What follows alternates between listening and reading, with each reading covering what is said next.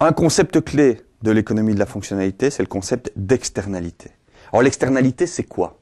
C'est l'impact non intentionnel d'une activité économique sur l'environnement ou sur la sphère sociale. Imaginez un incinérateur à déchets s'installe dans votre ville. Eh bien, il va générer des odeurs nauséabondes.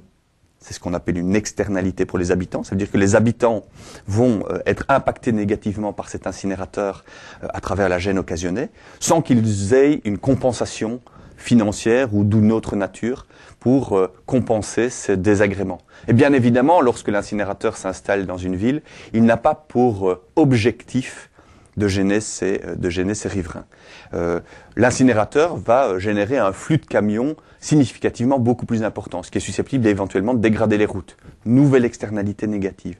Donc vous voyez que toute activité humaine de production, de consommation, va générer des impacts négatifs sur l'environnement et sur la société.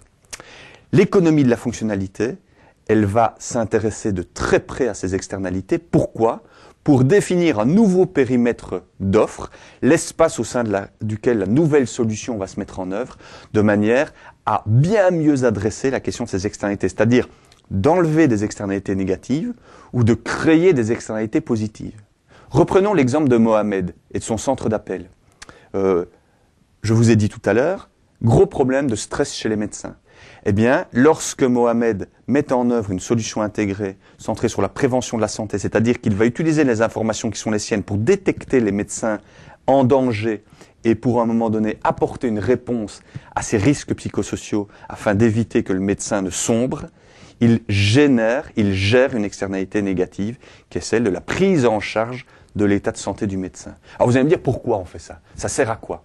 D'abord, ça sert à ancrer son modèle économique dans le développement durable. Mais deux, c'est une source de valeur ajoutée, c'est une source même de valeur financière.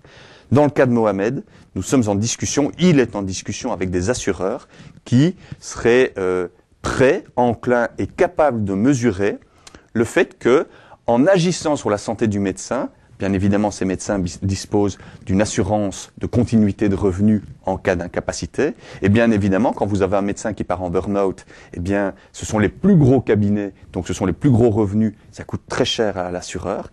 Et donc l'assureur aujourd'hui serait prêt à cofinancer l'action de Mohamed pour diminuer la sinistralité du médecin. Donc vous voyez que la prise en charge de l'externalité, elle permet aussi de renouveler le rapport avec certains partenaires et éventuellement de dégager des marges financières nouvelles pour le retrait de ces externalités ou pour la mise en place d'externalités positives.